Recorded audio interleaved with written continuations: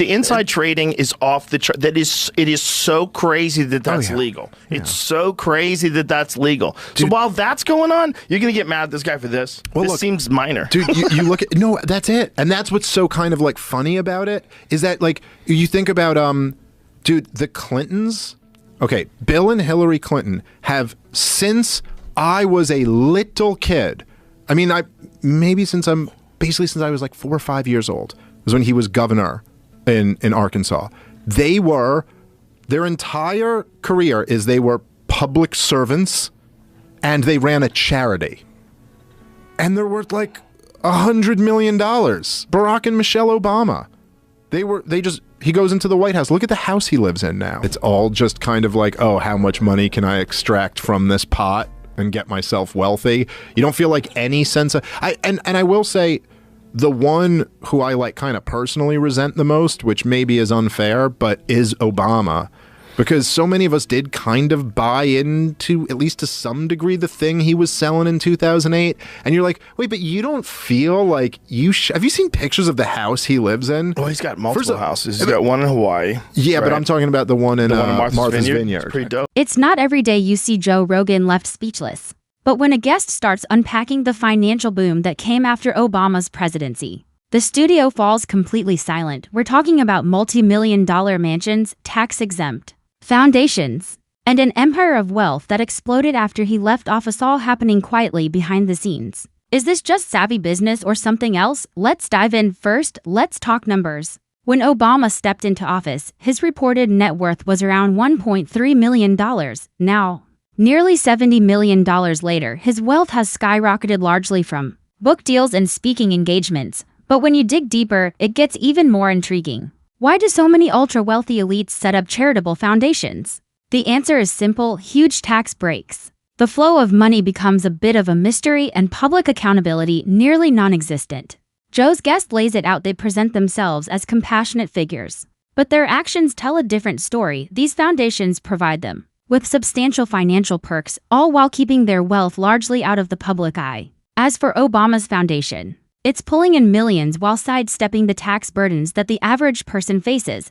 But hey, it's all for charity, right? Then there's the real estate. We're talking high-end properties in Martha's Vineyard, Washington, D.C., and now a brand new Hawaiian estate valued at nearly $12 million. The irony? These are the same people warning us about climate change and rising sea levels while jetting around the world in private planes. It's a striking contradiction that raises some serious questions.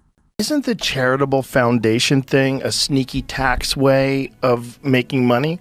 Yeah, for sure. Because there's a thing about charitable foundations, like everyone who's like really rich seems to have a foundation. Yeah. I mean, I'm not the expert on that or anything else really, but I know that they certainly like get a whole bunch of tax breaks that you wouldn't get if you just started a business. Well, not only that, but if they're doing things like Gates, for instance, to promote global health, right? So he gets involved and he makes money off. So he sells his stock and then starts talking badly about them. Yeah. I mean, it's pretty wild. It's wild stuff. It's wild. It's wild that you can make money, like hundreds of millions of dollars, while you're running a charitable organization. But if you also think about it, like the hundreds of millions of dollars that these guys make off of that is nothing, because the legislation that they're passing or the policy that they're pushing is making these special interests hundreds of billions of dollars. Let's be real. If Obama genuinely believed the oceans were rising, would he really be sinking millions into waterfront property? Joe couldn't help but shake his head. And it's not just about real estate. Let's talk about the biggest money-making game in DC: insider trading. Ever noticed how politicians always seem to know exactly which stocks to buy? The guest on Rogan's show breaks it down. The legislation they push through is lining the pockets of their special interest friends with billions. Then, in return, these same politicians walk away with millions. It's a well-oiled cycle where the people at the top always come out on top. One thing I do is get rid of carried interest. One of the greatest provisions for people like me, to be honest with you. I give up a lot when I run because I knock out the tax code. And she could have done this years ago, by the way. She was a United States senator.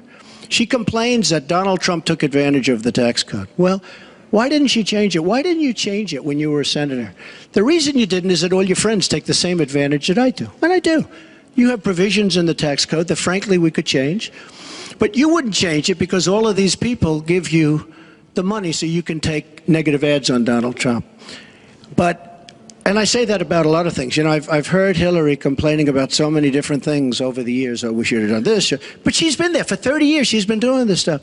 She never changed, and she never will change. So, while you're grappling with inflation, guess who's quietly building generational wealth behind closed doors? You guessed it. And if you think pointing this out makes you the villain, just wait, because they've got identity politics working. As a shield, they position themselves as relatable, talking about struggles, but behind the scenes, it's all about stacking power and wealth. They preach sacrifice, but never seem to make any themselves. And now, people are starting to catch on. Many of us still live in fear as we go to the grocery store or worry about walking our dogs or allowing our children to get a license. I mean, just imagine. Aren't your girls driving? They're driving. Yeah. But every time they get in a car by themselves, I worry about what assumption is being made by somebody who doesn't know everything about them. The fact that they are good students and polite girls, but maybe they're playing their music a little loud. Maybe somebody sees the back of their head and makes an assumption.